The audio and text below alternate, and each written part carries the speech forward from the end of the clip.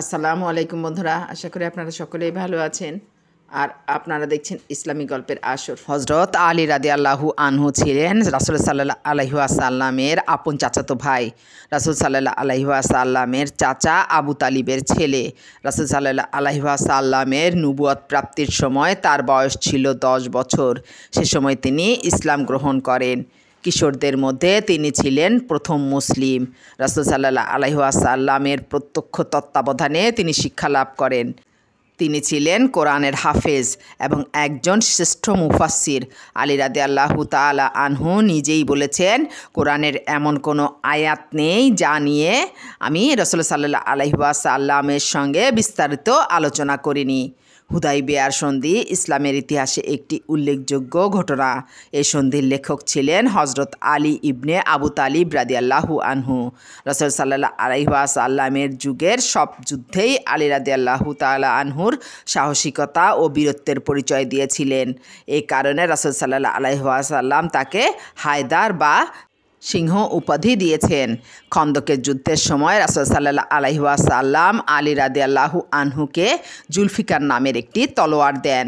রাসূল সাল্লাল্লাহু আলাইহি ওয়াসাল্লামের হিজরতের সময় আলী রাদিয়াল্লাহু আনহু গুরুত্বপূর্ণ অবদান রাখেন।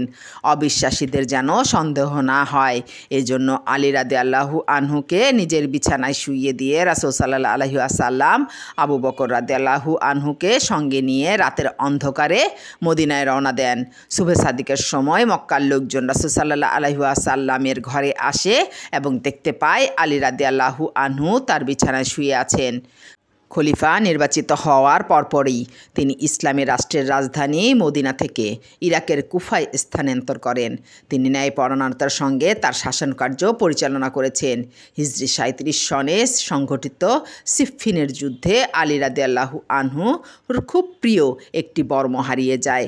হঠাৎ একদিন তিনি তার বর্মটি কুফার বাজারে এক অমুসলিমকে বিক্রি করতে দেখেন। তিনি লোকটিকে তার বর্মটি ফিরিয়ে দিতে বলেন, কিন্তু লোকটি বর্মটি ফিরিয়ে দিতে রাজি হলো না। বর্মটি জোর করে নিতে পারলেও তিনি তা করলেন না।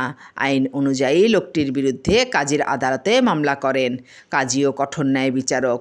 তিনি আলী রাদিয়াল্লাহু আনহুর দাবির সমর্থনে প্রমাণ চাইলেন। হজরত আলী রাদিয়াল্লাহু আনহু কোনো প্রমাণ দিতে পারলেন না। ফলে কাজী অমুসলিম লোকটির পক্ষে মামলার রায় দিলেন। মুসলিম জাহানের শাসকের এমন ন্যায়পরায়ণতা লোকটিকে খুব বিস্মিত করল। এই মামলার প্রভাব লোকটির ওপর এতটাই পড়েছিল যে সে মুসলমান হয়ে যায়। লোকটি বলে ওঠে, যে ধর্ম এমন সুন্দর শিক্ষা দেয় সে দিন অবশ্যই সত্য। আমি সাক্ষ্য দিচ্ছি, বর্মটি আমিরুল মুমিনিনের। সিফফিন যুদ্ধে যাওয়ার সময় উটের পিঠ থেকে বর্মটি পড়ে গেলে আমি তা তুলিনি।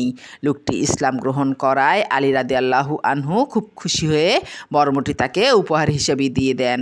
আলী রাদিয়াল্লাহু আনহু ছিলেন জ্ঞানের ভাণ্ডার। সে যুগের শ্রেষ্ঠ আরব কবিদের মধ্যে তিনি ছিলেন একজন।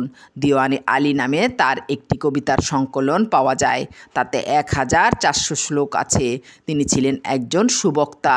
নাহজুল বালাগা নামে তার বক্তৃতার একটি সংকলন আছে। মৃত্যুকালে তার বয়স ছিল 63 বছর।